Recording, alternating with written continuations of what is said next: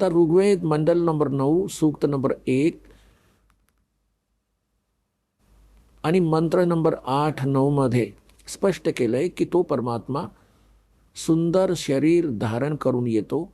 तो 3 प्रकारे लीला करतो आपल्या जीवांच्या उद्धारासाठी. एका रूपात तर वर राहतो, तेजोमय शरीर असतं त्याचं, एका रोमात करोड सूर्य करोड चंद्रमा मिळवा तरी पण परमात्म्याच्या एका रोमकूपाची शोभा खूप जास्त असते.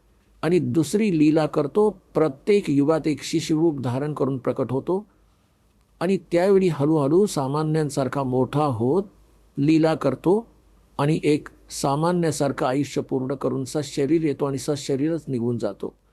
आणि तिसरी लीला करतो तो संत किंवा ऋषी रूपात कुठेही प्रकट होतो.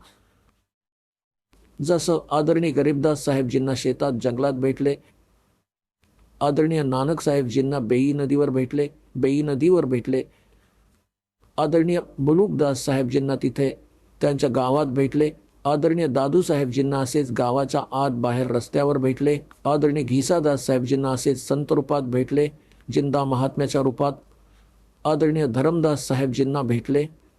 तर असे ते भेटतात, ते तिसऱ्या प्रकारची लीला असते त्यांची. तर असंच वर्णन केले ऋग्वेद मंडल नंबर 9. आणि जेव्हा तो परमात्मा शिशुरूप धारण करून येतो तर त्यांच्या पालन पोषणाची लीला कुमारी गायीद्वारे होते. कुमारी गाय दूध देते, कुमारी गायीचं दूध परमात्मा पितात. ही लीला त्या परमात्म्याची, अशी लीला तो करतो. 600 वर्षांपूर्वी कबीर परमेश्वराची त्याच्या महिम्याच्या वाणीत धरमदास साहेबजींनी लिहिली होती कबीर सागरमध्ये, ती अजूनही विद्यमान आहे. आणि गरीबदास साहेबजींना परमात्म्याने आपली दिव्य दृष्टी देऊन, जसं तुलसीदासांनी रामायण लिहिलं पूर्ण, तसंच गरीबदास साहेबजींनी परमात्म्याचा महिमा लिहिला आहे. त्याच्यात लिहिले की कुमारी गाईचं दूध प्यायले, अनव्याहर को दूहत दूध दिया तत्काल, पीव बालक ब्रह्मगती तात शिव भय दयाल.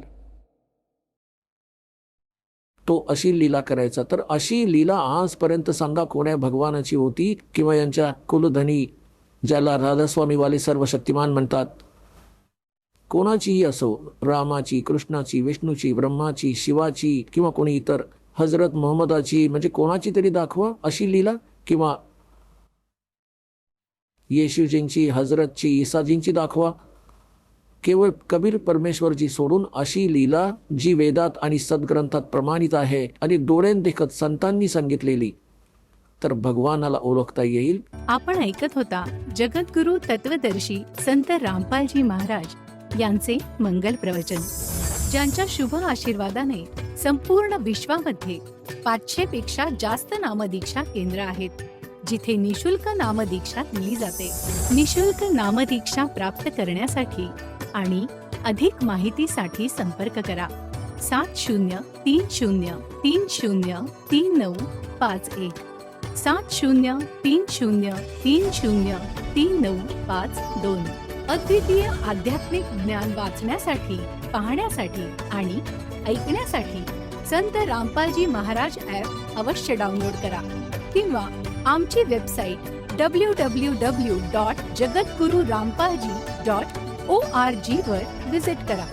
आम्हाला सोशल मीडियावर फॉलो करा. सर्व पवित्र धर्मांच्या पवित्र शास्त्रांवर आधारित प्रमाणित अनमोल पुस्तक ज्ञानगंगा किंवा जगण्याचा मार्ग यापैकी कोणतेही एक पुस्तक निशुल्क मागवण्यासाठी आपण आम्हाला आपले पूर्ण नाव, पूर्ण पत्ता, पिनकोड आणि फोन नंबर सह लिहून 7030303951 किंवा 7030303952 या नंबरवर SMS करू शकता किंवा 7030303950 या नंबरवर व्हॉट्सअप देखील करू शकता.